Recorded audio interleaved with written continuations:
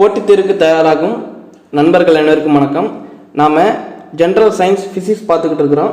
So அதில் இயக்கவியல் கீழே வரக்கூடிய எல்லாமே பார்த்துக்கிட்டு இருக்கிறோம். ஸோ இதுக்கு முன்னாடி பார்த்தீங்கன்னா 10th சயின்ஸ் முடிச்சிருக்கிறோம். இப்போ நம்ம என்ன பார்க்க போகிறோம் அப்படின்னு பார்த்தீங்கன்னா 9th சயின்ஸ். ஓகே, இந்த 9th சயின்ஸ் பார்க்குறதுக்கு முன்னாடி 6லிருந்து 8th வரைக்கும் இயக்கவியல் அப்படிங்கிற டாபிக் இருக்குது. ஆனால் இது எல்லாமே கம்பைண்டாகி நம்ம எதில் படிச்சிட்டோம் அப்படின்னு பார்த்தீங்கன்னா 10thலேயே என்ன செஞ்சுட்டோம், நல்லா தரவு பண்ணிட்டோம். ஸோ அதனால் என்ன செஞ்சிடலாம் அப்படின்னா அந்த டாபிக்ஸ்லாம் கம்ப்ளீட்டாக ஒமிட் பண்ணிடலாம். ஏன்னா ரெண்டுமே 10th படித்ததே தான் 6th 7thலாம் வருது. ஸோ என்ன செஞ்சிடலாம், அதெல்லாம் கம்ப்ளீட்டாக ஒமிட் பண்ணிக்கலாம். ஆனால் என்ன அப்படின்னா சில பாக்ஸ் கண்டென்ட் இருக்குது. எப்போதுமே ஸ்கூல் புக்கில் பாக்ஸில் கொடுத்துருந்தாங்க அப்படின்னா அதை கட்டாயம் மெமரி பண்ணியே ஆகணும். ஸோ என்னது அப்படின்னு பார்த்தீங்கன்னா சில பாக்ஸ் கண்டென்ட் இருக்குது. முதல்ல அந்த பாக்ஸ் கண்டென்ட்டை முடிச்சுட்டு நம்ம 9th சயின்ஸ்குள்ளே போவோம். இப்போ இந்த பாக்ஸ் கண்டென்ட் எங்கே இருக்குது அப்படின்னு பார்த்தீங்கன்னா 7th புக்கில் இருக்குது. நாட்டிக்கல் மைல் அப்படின்னு சொல்லுவாங்க. இப்போ நாட்டிக்கல் மைல் அப்படின்னு என்ன அர்த்தம் அப்படின்னா, இப்போ ஒரு பஸ் இருக்குது. ஒரு பஸ் இங்கேருந்து இவ்வளோ தூரம் போகுதுன்னு வச்சுக்கோங்க. ஒரு பஸ் இங்கேருந்து இவ்வளோ தூரம் போகுது. இந்த ஏங்கிற புள்ளியிலிருந்து பி அப்படிங்கிற புள்ளிக்கு போகுது. அப்போ இந்த ரெண்டுக்கு இடைப்பட்டுள்ள தொலைவை நம்ம எந்த அலகில் அளப்போம் பார்த்தீங்கன்னா கிலோமீட்டர் அப்படிங்கிற மாதிரி அலகில் அளப்போம். ஆனால் அதே இந்த கப்பல், இங்கே ஒரு கப்பல் இருக்குது, இங்கே கடற்கரை இருக்குது. அப்போ இந்த கடற்கரையிலேருந்து கப்பல் எவ்வளோ தூரம் பயணம் செஞ்சுருக்குது அப்படின்னு சொல்லி எந்த தொலைவில் அளப்பாங்க அப்படின்னு பார்த்தீங்கன்னா இந்த நாட்டிக்கல் மைல் அப்படிங்கிற அலகுல தான் அளப்பாங்க. ஒரு பஸ்ஸு, பேருந்து, இந்த மாதிரி தரைவெளியில் செயல்படுத்தக்கூடிய வாகனங்கள் எல்லாமே கிலோமீட்டர் அப்படிங்கிற ஒரு அலகுல அளக்குறோம். ஆனால் இந்த கப்பல், விமானம் இதெல்லாம் எவ்வளோ தூரம் கடந்துருக்குது அப்படின்னு சொல்லி அளக்கிறதுக்காக நம்ம பயன்படுத்தக்கூடிய அலகு என்னன்னு பார்த்தீங்கன்னா நாட்டிக்கல் மைல். ஸோ அதனால் இது ஒரு ரொம்ப முக்கியம். வான் இந்த இடத்துல மட்டும் கிடையாது, வான் மற்றும் கடல் வழி போக்குவரத்துகளில் தொலைவினை அளவிட பயன்படுத்தப்படும் அலகு தான் என்னென்னா நாட்டிக்கல் மைல். அதே மாதிரி வான் பொருட்களுக்கு இடையில் உள்ள தொலைவினை அளக்க பயன்படுத்தப்படும் அலகு என்னன்னு பார்த்தீங்கன்னா ஒளியாண்டு. ஸோ இந்த மாதிரி ஒவ்வொரு இதையும் அளக்கிறதுக்கான அலகு வேறுபடுது. அப்போ நாட்டிக்கல் மைல் அப்படின்னா என்னன்னு பார்த்துட்டோம். ஸோ ஒரு நாட்டிக்கல் மைல் அப்படிங்கிறது எவ்வளோ கிலோமீட்டர் அப்படின்னு பார்த்தீங்கன்னா 1.852 கிலோமீட்டர். ஸோ இதையும் என்ன செஞ்சுக்கோங்க, மார்க் பண்ணிக்கோங்க. அதுக்கப்புறம் பார்த்தீங்கன்னா ஒரு பேருந்து வேகமாக போகுது அப்படின்னா அந்த பேருந்தினுடைய வேகத்தை நம்ம எப்படி சொல்லுவோம் அப்படின்னா கிலோமீட்டர் பர் ஹவர் அப்படி சொல்லுவோம். ஒரு நிமிடத்திற்கு 60 கிலோமீட்டர் வேகத்தில் போகுது. இப்போ உதாரணத்துக்கு நம்ம பைக்லலாம் ஸ்பீடா மீட்டர் இருக்கும். ஸ்பீடை அளவிடக்கூடிய பயன்படுத்தக்கூடியது ஸ்பீடா மீட்டர். இப்போ இந்த ஸ்பீடா மீட்டர் பைக்கில் நம்ம போய்கிட்டு இருப்போம், 60 கிலோமீட்டர் 70 கிலோமீட்டர் அப்படின்னு சொல்லி நம்மளோட வேகத்தை சொல்லுவோம். அப்போ அதுக்கு என்ன அர்த்தம் அப்படின்னா 60 kilometre per hour 70 kilometre per hour அப்படின்னு அர்த்தம். ஸோ அப்போ நம்ம பேருந்துகள், வாகனங்கள் எல்லாத்தையுமே நம்ம என்ன சொல்கிறோம் அப்படின்னா கிலோமீட்டர் பர் ஹவர் அப்படிலாம் அளக்குறோம். அதே மாதிரி ஒரு நாட்டிக்கல் மைல் அப்படின்னா என்ன அழகுன்னு சொல்லிட்டேன். அதே மாதிரி கப்பல் மற்றும் விமானங்களோட வேகத்தை நம்ம எந்த இதில் அளக்குறோம் அப்படின்னு பார்த்தீங்கன்னா நாட் அப்படிங்கிறதுல அளக்குறோம். ஸோ இது ஒரு முக்கியமான ஒன்று. நாட் எதுக்கு பயன்படுது அப்படின்னு பார்த்தீங்கன்னா கப்பல் மற்றும் விமானங்களின் வேகத்தை அளவிட பயன்படுத்தக்கூடிய ஒரு அலகு அப்படின்னு கூட சொல்லலாம். ஓகே, அதுக்கப்புறம் ஒரு பாக்ஸ் கண்டென்ட் கொடுத்துருக்காங்க. என்னென்னு பார்த்தீங்கன்னா உசைன் போல்ட்டினுடைய வேகம். இன்னும் வரைக்கும் அந்த சாதனையை யாருமே முறியடிக்கல. 100 மீட்டர் ஓட்டப்பந்தயம் எல்லாருமே என்ன செஞ்சுருப்பீங்க அப்படின்னா பார்ட்டிசிபேட் பண்ணியிருப்பீங்க. அந்த 100 மீட்டர் ஓட்டப்பந்தயத்தை உங்களால் 9.85 மீட்டருக்கு முன்னாடியே உங்களால் முடிக்க முடியுது. அந்த வீடியோ பார்க்குறவங்க யாராவது நீங்கள் முடிக்க முடிஞ்சிருந்தா தயவுசெய்து ஒலிம்பிக்கில் கலந்துக்கங்க. கட்டாயம் அவங்களால தங்கப்பதக்கம் வாங்க முடியும். ஏன் அப்படின்னா இந்த 9.58 வினாடியே இது வரைக்கும் யாருமே முன்னாடி முடிச்சதே கிடையாது. ஸோ அதனால் என்ன செஞ்சீங்க, இந்த வீடியோ பார்க்குறவங்க யாராவது 100 மீட்டர் ஓட்டப்பந்தயத்தை 9.58 வினாடிக்குள்ளே முடிக்கிறீங்களான்னு நோட் பண்ணிக்கோங்க. கிட்டத்தட்ட 10 நிமிஷத்துக்குள்ளே 100 மீட்ரு ஓட்டப்பந்தயத்தை கம்ப்ளீட் பண்ணுறீங்களா பாருங்கள். 10 நிமிஷம் கிடையாது, 10 செகண்டு. ஓகேவா, தப்பாக சொல்லிட்டேன், 10 செகண்டு. அதுக்கப்புறம் சிறுத்தையோட வேகம். விலங்குகள்லேயே வேகமாக ஓடக்கூடியது எதுன்னு பார்த்தீங்கன்னா சிறுத்தை தான். அப்போ இந்த சிறுத்தையோட வேகம் என்னன்னு பார்த்தீங்கன்னா 112 கிலோமீட்டர் பர் ஹவர். சிந்திச்சு பாருங்கள், நம்ம நார்மலாக ஒரு பைக்கை ஓட்டுறோம் அப்படின்னா 80 கிலோமீட்டர் அளவுக்கு நம்மளால் வேகமாக போக முடியும். ஆனால் ஒரு சிறுத்தை 112 கிலோமீட்டர் பர் ஹவரில் ஓடுது. அப்போ நீங்கள் இனிமேல் கேர்ஃபுல்லாக இருங்க. ரோட்டில் பைக் ஓட்டிட்டு போகும்பொழுது உங்களுக்கு பின்னாடி சிறுத்தை துரத்திட்டு வந்துச்சு அப்படின்னா உங்களால் ஒன்றுமே பண்ண முடியாது. உங்கள் பைக்கை விட சிறுத்தை வேகமாக ஓடி உங்களை செஞ்சிடும், தின்றும். ஸோ கேர்ஃபுல்லாக இருங்க சிறுத்தை வந்துச்சுன்னா. வணக்கம் நண்பர்களே, அடுத்து நம்ம பார்க்கக்கூடிய டாபிக் என்ன அப்படின்னு பார்த்தீங்கன்னா இயக்கவியலில் பேசிக்ஸ் இது வரைக்கும் ஒன் வேர்டு பாயிண்ட் ஆஃப் வியூவில் 10th அதிகமான ஒன் வேர்ட்ஸ் இருந்துச்சு, அதெல்லாம் பார்த்துட்டோம். இப்போ வந்து இயக்கவியல் சார்ந்த சில பேசிக்ஸ் ஒன் வேர்டு. இந்த பேசிக்ஸ் வந்து சில ஒன் வேர்டு கேட்குறாங்க, ஆனால் ரொம்ப ஈஸியாக தான் இருக்கும். என்ன அப்படின்னு பார்த்தீங்கன்னா, தொலைவு மற்றும் தொலைவு மற்றும் இடப்பெயர்ச்சி. தொலைவு அப்படிங்கிறது ஆங்கிலத்தில் என்னன்னு பார்த்தீங்கன்னா டிஸ்டன்ஸ். இடப்பெயர்ச்சி அப்படிங்கிறது டிஸ்பிளேஸ்மெண்ட். இந்த ரெண்டுக்கும் என்ன வித்தியாசம் அப்படிங்கிறத கட்டாயம் தெரியணும். ஓகே, என்ன அப்படின்னா, முதல்ல இந்த டயக்ராமை கவனிங்க. ஏ அப்படிங்கிற ஒரு நபர் இருக்கிறாரு. இவருடைய வீடு எங்க இருக்குன்னு பார்த்தீங்கன்னா பி அப்படிங்கிற புள்ளியில் இருக்கு. இதுதான் அவருடைய வீடு. ஓகேவா? அப்போ ஒரு நபர் இருக்கிறாரு, அவருடைய வீடு எங்க இருக்குன்னு பார்த்தீங்கன்னா பி அப்படிங்கிற இடத்துல இருக்கு. இப்போ இந்த ஏ என்ன செய்யறாரு அப்படின்னா, இங்கிட்டு போறாரு, இங்கிட்டு வராரு, இப்படி போறாரு, இப்படி என்ன செஞ்ச மாதிரி போய்கிட்டே இருக்காரு. கடைசி வந்து இவருடைய வீட்டை வந்து அடைஞ்சிட்டார். ஓகேவா? ரைட். அப்போ ஏங்கிற பாயிண்ட்ல இருந்து பிங்கிற பாயிண்ட்டுக்கு ஒரு நபர் வந்து என்ன செஞ்சிருக்காரு, நடந்து போயிருக்கிறாரு. அப்போ ஒவ்வொரு கடைக்கா போயிட்டு மாறி மாறி கடைசி என்ன செஞ்சிருக்காரு, வீட்டை அடைஞ்சிருக்கிறார். ஓகே, அப்போ இந்த இடத்துல ஏங்கிற நபர் கடந்த தொலைவு என்ன, ஏங்கிற நபர் இடப்பெயர்ச்சி அடைந்தது என்ன. இடப்பெயர்ச்சி அப்படிங்கிற டிஸ்பிளேஸ்மெண்ட். இந்த ரெண்டுக்கும் என்ன வித்தியாசம் அப்படிங்கிறத பார்க்க போறோம். ஏயும் பியும் கடந்த தொலைவு என்ன, ஏயும் பின்ற பாருங்க, ஏங்கிற நபர் அந்த நபர் வந்து ஏ என்கிற புள்ளியிலிருந்து பிங்கிற புள்ளிக்கு கடந்த தொலைவு என்ன, அதே நபர் ஏங்கிற புள்ளியிலிருந்து பிக்கு அடைந்த இடப்பெயர்ச்சி என்ன அப்படிங்கிறத பார்க்க போறோம். பார்ப்போமா என்ன அப்படின்ட்டு? ஓகே, அப்போ இந்த இடத்துல கவனிங்க. கடந்த தொலைவு அப்படின்னா என்ன அர்த்தம் அப்படின்னா, இந்த ஏங்கிற நபர் எங்கெல்லாம் போனாரோ அந்த நீளத்தெல்லாம் அளக்கணும். இப்போ இதுலேருந்து இது ஒரு 5 மீட்டர் அப்படின்னு வச்சுக்கோங்க.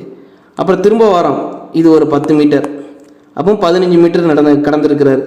அதுக்கப்புறம் போகிறோம், அதுக்கப்புறம் இது ஒரு 10 மீட்டர்னோம்னா அப்போ ஏற்கனவே ஒரு 5, இங்கே ஒரு 10, இன்னொரு 10, அப்போ என்ன ஆச்சு, 25 மீட்டர் கடந்திருக்கிறாரு.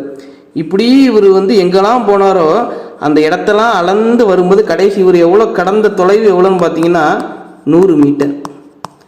அப்போ அந்த இடத்துக்கு அதுக்கு தான் டெஃபினிஷன் கொடுத்துருக்காங்க. தொலைவு அப்படிங்கிறதுக்கு என்ன கொடுத்துருக்காங்க அப்படின்னா, இந்த இடத்துல திசையை கருதாமல் அப்படிங்கிறத ரொம்ப அண்டர்லைன் பண்ணிக்கோங்க. திசையை கருதாமல் ஒரு பொருள் கடந்த பாதையின் நீளமே அப்பொருளின் கடந்த தொலைவு என கூறலாம். அப்போ தொலைவுக்கு டெஃபினிஷன் இதான். திசையை கருதல, அந்த பொருள் எங்கெல்லாம் போச்சோ அந்த பாதையினுடைய மொத்த நீளம் தான் வந்து என்ன சொல்றோம் அப்படின்னா கடந்த தொலைவு, ஆங்கிலத்தில் டிஸ்டன்ஸ் அப்படின்னு சொல்றோம். ஓகேவா? ரைட். அதுக்கப்புறம் தொலைவின் அலகு மீட்டர். எஸ் அலகு என்னது அப்படின்னு பார்த்தீங்கன்னா மீட்டர். எப்பொழுதுமே தொலைவின் அலகு மீட்டர் தான். ஸோ அப்போ இதையும் நோட் பண்ணிக்கோங்க. அப்புறம் இது என்னது அப்படின்னு பார்த்தீங்கன்னா, தொலைவு அப்படிங்கிறது என்ன அளவுன்னு பார்த்தீங்கன்னா ஸ்கேலார் அளவு. ரொம்ப முக்கியம். தொலைவினுடைய அலகு என்ன அப்படின்னா ஸ்கேலார் அளவு. ஏன் அப்படின்னா திசையை கருதாமல் அப்படிங்கிற டெஃபினிஷன்ல திசையை கருதாமல் அப்படின்னு ஒரு இது இருக்குது. திசையை கருதினால் அது வெக்டார் அளவுரு, திசையை கருதவில்லை என்றால் அது ஸ்கேலார் அளவுரு. அப்போ தொலைவு என்பது ஸ்கேலார் அளவுரு. ஓகேவா? உங்களுக்கு புரியுதே இல்லையோ, தொலைவு என்பது ஸ்கேலார் அளவுருங்கிற மெமரி பண்ணி தான் ஆகணும், வேற வழியே இல்லை. அதுமாதிரி தொலைவின் அலகு மீட்டர். அதேமாதிரி தொலைவு அப்படிங்கிறது அந்த பொருள் கடந்த மொத்த பாதையின் நீளம். ஓகே, இப்போ என்ன செய்ய போறோம் அப்படின்னா இடப்பெயர்ச்சி அப்படின்னா என்னன்னு தெரிய போறோம். இடப்பெயர்ச்சி. ஓகே, இப்போ அதே நபர் தான் இந்த மாதிரி பாதையில கடந்திருக்கிறாரு. இப்போ இடப்பெயர்ச்சி அப்படிங்கிறது ஏங்கிற புள்ளியிலிருந்து பிங்கிற புள்ளிக்கு எப்படி இடப்பெயர்ச்சி அடைஞ்சிருக்கு அப்படிங்கிற ஒரு நேர் கோடு இந்த மாதிரி போட்டுட்டோம்னா அதான் இடப்பெயர்ச்சி. ஓகேவா? அவர் நடந்து வந்த பாதை நமக்கு தேவையில்லை. இந்த ஏயிலிருந்து பொருள் பிக்கு நகர்ந்துருக்குது. அப்ப இந்த ஏயும் பியும் இப்படி கனெக்ட் பண்ணி விட்டுட்டோம்னா இந்த தொலைவு தான் வந்து என்னது அப்படின்னா இடப்பெயர்ச்சி. நமக்கு அவர் கடந்த பாதை முக்கியம் இல்லை. ஆனா ஏ அப்படிங்கிற புள்ளியிலிருந்து பிங்கிற அப்படிங்கிற ஒரு புள்ளிக்கு பொருள் வந்து என்ன இருக்குது, இடப்பெயர்ச்சி ஆயிருக்குது. அப்ப இந்த ஏங்கிற புள்ளிக்கும் பிங்கிற புள்ளிக்கும் இடைப்பட்டுள்ள தொலைவு தான் நம்ம என்ன சொல்றோம், இடப்பெயர்ச்சி அப்படின்னு சொல்றோம். ஓகேவா? கடந்த தொலைவு அப்படிங்கிறது அவர் செஞ்ச பாதையின் மொத்த நீளம். ஆனால் இடப்பெயர்ச்சி அப்படிங்கிறது ஒரு புள்ளியிலிருந்து இன்னொரு புள்ளிக்கு பொருள் நகர்ந்து இருக்குது. அப்ப இந்த ரெண்டு புள்ளிக்கு இடைப்பட்டுள்ள தொலைவு தான் நம்ம என்ன சொல்றோம் அப்படின்னா இடப்பெயர்ச்சி அப்படின்றோம். ரைட்டா? அப்ப இதுக்கான டெஃபினிஷன் பாருங்க. ஒரு குறிப்பிட்ட திசையில், ஏன் குறிப்பிட்ட திசைன்னு சொல்றாங்க? ஏங்கிற புள்ளி இங்க இருந்திருக்கு, பிங்கிற புள்ளி இங்க இருக்குது. அப்ப பிங்கிற புள்ளி எங்க இருக்கு பாத்தீங்கன்னா இந்த திசையை நோக்கி இருக்குது, அதாவது கிழக்கு நோக்கி இருக்குது. அப்ப இந்த இடத்துல நமக்கு திசை தெரிகிறது. அப்போ ஒரு குறிப்பிட்ட திசையில் பொருள் கடந்த தொலைவின் ஆரம்ப நிலைக்கும், இதான் முக்கியம், ஆரம்ப நிலைக்கும் இறுதி நிலைக்கும் உள்ள வேறுபாடு. அப்ப ஆரம்ப நிலை அப்படிங்கிறது ஏ பாயிண்ட், இறுதி நிலை அப்படிங்கிற பி பாயிண்ட், இந்த ரெண்டுக்கு இடையில உள்ள வேறுபாடு தான் நம்ம என்ன சொல்றோம் அப்படின்னா வேறுபாடு, அல்லது இந்த ரெண்டுக்கு இடைப்பட்டுள்ள தொலைவை தான் நம்ம என்ன சொல்றோம் அப்படின்னா இடப்பெயர்ச்சி அப்படின்னு சொல்றோம். ஸோ அப்போ நோட் பண்ணி வச்சுக்கோங்க, வேகத்துக்கும் இடப்பெயர்ச்சிக்கும் உள்ள வித்தியாசம் என்ன அப்படிங்கிறத என்ன செஞ்சுக்க நோட் பண்ணிக்கோங்க. வேகம்ன்ற பாருங்க கடந்த தொலைவு. இப்போ கடந்த தொலைவு ஏங்கிற பாயிண்ட் இருக்குது, பிங்கிற ஒரு பாயிண்ட் இருக்குது. இந்த பாயிண்ட்ல கடந்த தொலைவு அப்படிங்கிறது இந்த பாதையினுடைய நீளம். ஆனால் இடப்பெயர்ச்சி அப்படிங்கிறது இந்த ஏங்கிற புள்ளியும் பிங்கிற புள்ளியும் என்ன செஞ்சிருக்கோம், இந்த ரெண்டுக்கு இடைப்பட்டுள்ள தொலைவு தான் என்னது இடப்பெயர்ச்சி. ரைட். இப்போ அதே மாதிரி இன்னொரு எக்ஸாம்பிள் சொல்கிறேன். ஓகே, என்ன அப்படின்னா ஏ அப்படிங்கிற பாயிண்ட் இருக்குது, இந்த இடத்துல பி அப்படிங்கிற பாயிண்ட் இருக்குது. ஓகேவா? ரைட். இப்போ இந்த ஏங்கிற பொருள்ல இருந்து ஒரு நண்பர் நடந்து இங்கே போறாரு, இங்கே போறாரு, இங்கே போறாரு, இங்கே போறாரு, இங்கே போறாரு, இப்படி வந்து கடைசி இந்த இடத்த அறிகிறார். அப்போ இந்த இடத்த தொலைவு அப்படின்னா இவர் ஏ என்கிற பொருள் கடந்த தொலைவுன்னு என்ன செய்வீங்க, இந்த பாதையினுடைய நீளத்தை ஃபுல்லாக நம்ம என்ன செய்யணும், கூட்டணும். இந்த பாதையில் எவ்வளோ தூரம் கடந்திருக்கிறதோ அதுதான் அவர் கடந்த பாதையின் தொலைவு, அதுதான் டிஸ்டன்ஸ் அப்படின்றோம். இப்போ ஏக்கும் பிக்கு இடைப்பட்ட டிஸ்டன்ஸ் அப்படிங்கிறது ஏக்கும் பியும் கடந்து வந்த பாதையினுடைய தொலைவு. ஓகே. அப்போ இதில் இடப்பெயர்ச்சி அப்படிங்கிறது என்ன அர்த்தம்? இடப்பெயர்ச்சியினுடைய வேல்யூ என்ன அப்படின்னு கேட்டிங்கன்னா, இந்த ஏங்கிற புள்ளியிலிருந்து இந்த பாதையின் வழியாக பொருள் வந்து இறுதி நிலை எங்கே அடைஞ்சிருக்குன்னு பார்த்தீங்கன்னா பி அப்படின்னு அடைஞ்சிருக்கு. அப்போ பொருளின் ஆரம்ப நிலைக்கும் இறுதி நிலைக்கும் இடைப்பட்டுள்ள தொலைவு தான் நம்ம என்ன சொல்கிறோம், இடப்பெயர்ச்சி அப்படிங்கிறோம். பொருளுடைய ஆரம்ப நிலை இது, இறுதி நிலை இது, இந்த ரெண்டு ஸ்ட்ரெயிட் லைனாக வரைஞ்சிடணும். ஓகேவா? இந்த மாதிரி கவுடு லைன்லாம் வரையக்கூடாது, இந்த மாதிரி லைன் வரையக்கூடாது. ஏங்கிற புள்ளிக்கும் பிங்கிற புள்ளிக்கும் இப்படி கவுடு லைனாக வரக்கூடாது, ஸ்ட்ரெயிட் லைன் தான் வரையணும். ஏன் அப்படின்னா இடப்பெயர்ச்சிக்கு ஒரு டெஃபினிஷன் கொடுத்துருக்காங்க. இரு நிலைகளுக்கு என்னத்தான், இரு நிலைகளுக்கு இடையே உள்ள மிக குறைந்த தொலைவு எனவும் இதனை வரையறை செய்யலாம் அப்படின்னு இருக்காங்க. அப்ப இரு நிலை அப்படின்னா என்ன அர்த்தம் அப்படின்னா,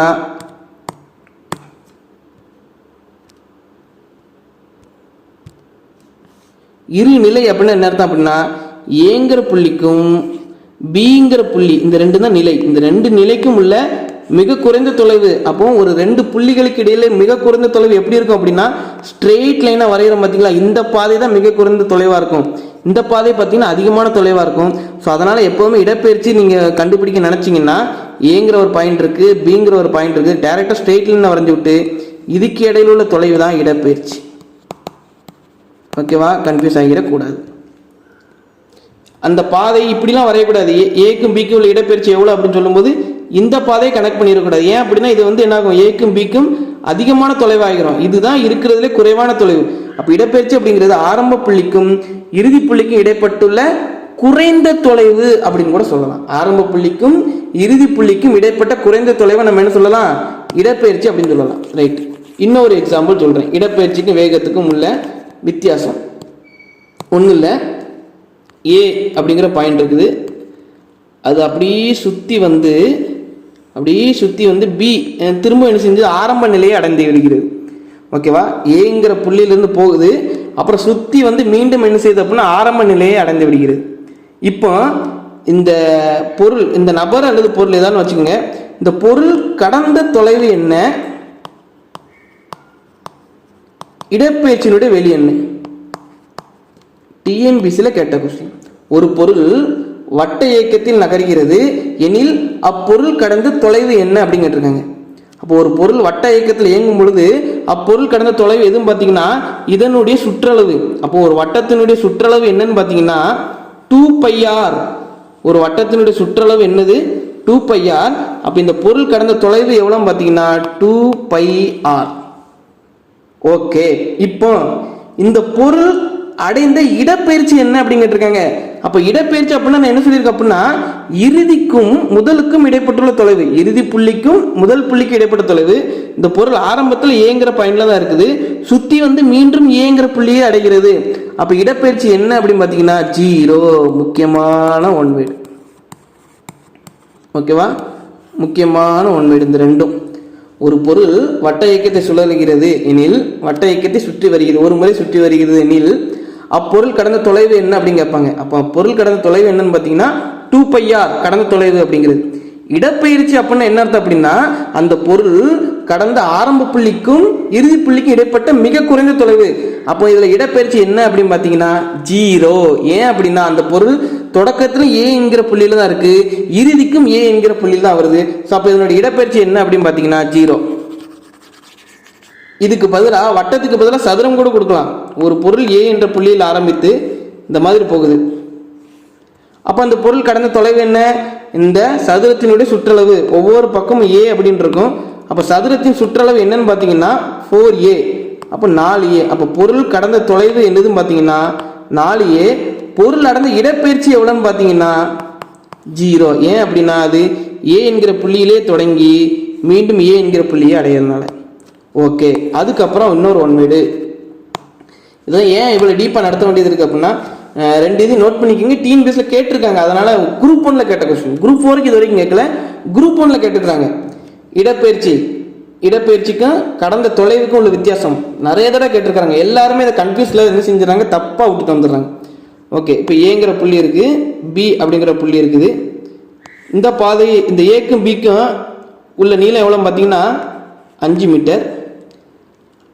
அதுக்கப்புறம் இந்த கவுடு பாதை இருக்குது பார்த்தீங்களா, இதனுடைய நீளம் வந்து எவ்வளோ பார்த்தீங்கன்னா 20 மீட்டர். ஓகே, இப்படி கொடுத்துட்டாங்க, படமே கொடுத்துட்டு. இப்போ ஏ ஒரு பொருள் வந்து ஏ என்கிற புள்ளியிலிருந்து பி என்கிற புள்ளியை அடைகிறது. எந்த பாதைன்னு பார்த்தீங்கன்னா இந்த கருடு பாத்தின் வழியாக, அதாவது வளைகோட்டின் வழியாக பொருள் ஏ என்கிற புள்ளியிலிருந்து பி என்கிற புள்ளிக்கு நகர்கிறது எனில் அப்பொருள் அடைந்த இடப்பெயர்ச்சி என்ன அப்படின்னு கேட்டிருக்காங்க. அப்போ எல்லாரும் என்ன செஞ்சுட்டாங்க அப்படின்னா, இடப்பெயர்ச்சி அப்படின்னா என்ன அர்த்தம்னு நினச்சிட்டாங்க அப்படின்னா, பொருள் ஏலிருந்து பிக்கு போயிருக்குது, அப்போ இந்த கருடு பாதை வழியாக போயிருக்குது. அப்போ இடப்பெயர்ச்சியினுடைய வேல்யூ என்னன்னு போட்டாங்க அப்படின்னா 20 மீட்டர்னு போட்டாங்க. ஆன்சர் தப்பு. அப்போ இடப்பெயர்ச்சி என்ன சொல்லியிருக்கேன், அந்த பொருள் ஏ என்கிற புள்ளியிலிருந்து பி என்கிற புள்ளிக்கு எந்த பாதையில் வழியாக செல்லலாம். ஆனால் நமக்கு இடப்பெயர்ச்சி அப்படிங்கிறது அந்த பொருளுக்கு ஏக்கும் பிக்கும் இடைப்பட்ட மிக குறைந்த தொலைவு. அப்போ மிக குறைந்த தொலைவு எதுவும் பார்த்தீங்கன்னா இந்த 5 மீட்டர், இந்த ஸ்ட்ரெயிட் லைன் தான் மிக குறைந்த தொலைவு. அப்போ இடப்பெயர்ச்சியினுடைய வேல்யூ என்னன்னு பார்த்தீங்கன்னா 5 மீட்டர். ஓகேவா, ரைட். இது ஒரு ஒன் வேர்டு, இதே நோட் பண்ணி வச்சுக்கோங்க. அதுக்கப்புறம் அடுத்த ஒன் வேர்டு ஏ பி. ஒரு பொருள் ஏ என்கின்ற புள்ளியிலிருந்து பி என்கின்ற புள்ளிக்கு நகர்ந்துட்டு, ஓகேவா, அப்போ அந்த பொருளின் இடப்பெயர்ச்சி என்ன அப்படின்னு வேல்யூ கேட்டிருந்தாங்க. 3 ஆப்ஷன், 2 மீட்டர், 5 மீட்டர், 8 மீட்டர். ஓகேவா, 3 பாதை இருக்கு. ஏக்கும் பிக்கும் 3 பாதை இருக்கு. அதுல முதல் பாதையினுடைய நீளம் எவ்வளவு பார்த்தீங்கன்னா 2 மீட்டர். இந்த பாதையோட நீளம் எவ்வளவு பார்த்தீங்கன்னா 5 மீட்டர். இந்த பாதை நீளம் எவ்வளவு பார்த்தீங்கன்னா 8 மீட்டர். அப்போ இந்த பொருள் அடைந்த இடப்பெயர்ச்சியின் மதிப்பு என்ன அப்படின்னு கேட்டாங்க. இடப்பெயர்ச்சினாலே நான் சொல்லியிருக்கேன், ஏங்கிற ஆரம்ப புள்ளிக்கும் பி அப்படிங்கிற ஆரம்ப புள்ளிக்கும் இடைப்பட்ட மிக குறைந்த தொலைவு. அப்போ இந்த இடத்துல இடப்பெயர்ச்சி அப்படின்னா என்ன அப்படின்னா 2 மீட்டர். இதையும் நோட் பண்ணி வச்சுக்கோங்க. ஓகேவா, இதில் உங்களுக்கு எந்த கன்ஃபியூஷன் இருக்காதுன்னு நினைக்கிறேன் இதுக்கப்புறம். அப்போ இடப்பெயர்ச்சினா என்னன்னு தெரிஞ்சிருச்சு, தொலைவு அப்படின்னு எடுத்து என்னன்னு தெரிஞ்சிருச்சு. ஸோ நம்ம இந்த 9th சயின்ஸில் முதல் இதை என்ன செஞ்சுட்டோம், வெற்றிகரமாக கம்ப்ளீட் பண்ணிட்டோம். நமக்கு ஒன் வேர்ட் பாயிண்ட் ஆஃப் வியூவில் இடப்பெயர்ச்சிக்கும் தொலைவுக்கும் உள்ள வித்தியாசத்தை உங்களுக்கு என்ன செய்யணும், கட்டாயம் கண்டுபிடிக்க தெரியணும். அதுக்கப்புறம் அதை விட குரூப் 1க்கு தான் இந்த மாதிரி டிஃபிகல்ட்டியான கொஸ்டின் கேட்குறாங்க. குரூப் 4த்தை பொறுத்தளவுக்கு இந்த மாதிரி சில்லி கொஸ்டின் தான் கேட்குறாங்க. எந்த சில்லி கொஸ்டின்ஸு சொல்கிறேன். ஓகே, சில்லி கொஸ்டின்ஸ் கேட்குறாங்க. எப்படி சில்லி கொஸ்டின்ஸ் அப்படின்னா, தொலைவின் அலகு என்ன, மீட்டர். இது எல்லாத்துக்குமே தெரியும், தொலைவின் அலகு என்னது, மீட்டர். அப்போ தொலைவு அப்படிங்கிறது ஸ்கேலார் அளவுரா வெக்டார் அளவுரா கேட்குறாங்க. நான் ஏற்கனவே சொல்லியிருக்கேன், தொலைவு வந்து எப்படினாலும் போகலாம். இப்போ உதாரணத்துக்கு ஏங்கிற புள்ளி இருக்குது, பிங்கிற அப்படிங்கிற புள்ளி இருக்குது. டைரெக்டாக ஈஸ்ட் அப்படிங்கிற திசையை நோக்கி மட்டுமே போகாது. ஏன் அப்படின்னா அந்த பாதையை வந்து எப்படினாலும் போகலாம். இப்போ ஏங்கிற புள்ளியிலேருந்து பிங்கிற புள்ளிக்கு இப்படி போகலாம். இந்த மாதிரி வேறு வேறு திசைகள் போய் பி அடையலாம். ஸோ அதனால் எப்போதுமே தொலைவு அப்படிங்கிறது திசையை சார்ந்து இருக்கிறது. ஸோ அதனால் என்ன சொல்லுவாங்க அப்படின்னா, தொலைவு அப்படிங்கிறது என்னது, ஸ்கேலார் அளவுரு. அதுக்கப்புறம் தொலைவின் அலகு மீட்டர் தான். ஏன் எல்லாத்தையுமே நம்ம என்ன செய்யணும், பொருள் கடந்த பாதையினுடைய நீளத்தை தான் நம்ம என்ன செய்யறோம், அளக்குறோம். அதனால தொலைவு அப்படிங்கிறது என்னதான், மீட்டர். அதுக்கப்புறம் இடப்பெயர்ச்சி அப்படிங்கிறது ரொம்ப முக்கியம். ஒரு குறிப்பிட்ட திசையில் பொருள் கடந்த ஆரம்ப நிலை அப்படிங்கிறது ஆரம்ப புள்ளி அப்படிங்கிறது எழுதிக்கலாம். ஆரம்ப புள்ளிக்கும் இறுதி புள்ளிக்கும் உள்ள தொலைவு. ஸோ அப்போ இரு நிலைகளுக்கு இடையே உள்ள மிக குறைந்த தொலைவு, இதுதான் முக்கியம். மிக குறைந்த தொலைவு, அதை தான் நம்ம என்ன சொல்லலாம் அப்படின்னா இடப்பெயர்ச்சி. இது வந்து இடப்பெயர்ச்சிக்கான டெஃபினிஷன். ஸோ அப்போ என்ன செஞ்சுக்க அப்படின்னா இதுக்கு ஹெட்டிங் வந்து வேகம் அப்படின்னு போட்டுக்கோங்க. இதோட ஹெட்டிங் வந்து இடப்பெயர்ச்சி அப்படின்னு போட்டுக்கோங்க, இடப்பெயர்ச்சி. ஓகே. அதுக்கப்புறம் பார்த்தீங்கன்னா இடப்பெயர்ச்சி அதனுடைய அளவு என்னதான், மீட்டர் தான். ஆனால் இடப்பெயர்ச்சி அப்படிங்கிறது வெக்டார் அளவு. ஏன் அப்படின்னா இது திசையை சார்ந்து அமையும். ஏன் அப்படி சொல்கிறோம் அப்படின்னா ஏங்கிற பாயிண்ட் இருக்குது, பிங்கிற பாயிண்ட் இருக்குது, 2 பாயிண்ட். அப்போ இது எந்த திசையில் இடப்பெயர்ச்சி அடைஞ்சிருக்கு நம்மளால என்ன செய்ய முடியும், திசையை ஈஸியாக சொல்ல முடியும். ஏன்னா இந்த ரெண்டுக்கு இடையில நம்ம ஸ்ட்ரெயிட் லைன் தான் வரைய போகிறோம். அதனால நம்மளால திசை ஈஸியாக சொல்லிட முடியும். அதே மாதிரி ஏங்கிற பாயிண்ட் இருக்குது, பிங்கிற ஒரு பாயிண்ட் இருக்குது. பொருள் கடந்து வந்த பாதை எப்படினாலும் இருக்கலாம். ஆனால் இடப்பெயர்ச்சி அப்படிங்கிறது டேரெக்டாக அந்த மாதிரி ஸ்ட்ரெயிட் லைன் அப்படின்னு சொல்லியிருக்கிறோமா. ஸோ அப்போ இது என்ன ஆகுது அப்படின்னா இதோட திசை என்னன்னு பார்த்தீங்கன்னா சவுத்து வெஸ்ட்டு, அந்த மாதிரி நம்ம என்ன செய்ய முடியும், திசையை சொல்ல முடிகிறது. அதனால இடப்பெயர்ச்சி அப்படிங்கிறது ஒரு வெக்டார் அளவுரு. நோட் பண்ணி வச்சுக்கோங்க. தொலைவு அப்படிங்கிறது ஸ்கேலார் அளவுரு, இடப்பெயர்ச்சி அப்படிங்கிறது ஒரு வெக்டார் அளவுரு. இதுதான் நம்ம குரூப் 4ல இது வரைக்கும் கேட்டுக்கிறாங்க. ஸோ அப்போ நம்ம இந்த 9th சயின்ஸில் இப்போ நம்ம எது டீட்டெயில்டாக பார்த்துருக்கோம் அப்படின்னா கடந்த தொலைவு, டிஸ்டன்ஸ் என்று அழைக்கப்படக்கூடிய கடந்த தொலைவு, டிஸ்பிளேஸ்மெண்ட் என்று அழைக்கக்கூடிய இடப்பெயர்ச்சி, இந்த ரெண்டு என்ன செஞ்சிருக்கோம், தெளிவாக பார்த்தாச்சு. ஸோ அப்போ இனிமேல் இதிலிருந்து எந்த ஒன்னோட வந்தாலும் நீங்கள் என்ன செய்யலாம், தப்பு இல்லாமல் அட்டன் பண்ணலாம். அதேமாதிரி இந்த அலகு, அப்புறம் அது வெக்டார் அளவுரா ஸ்கேலார் அளவுரா, இதையும் என்ன செஞ்சுக்கோங்க, மெமரி பண்ணிக்கோங்க. நன்றி, வணக்கம். இன்னைக்கு வீடியோ முடிந்தது. அடுத்த வீடியோ சந்திப்போம். தயவுசெய்து யூடியூப் சேனலை சப்ஸ்கிரைப் பண்ணுங்கள், லைக் பண்ணுங்கள்.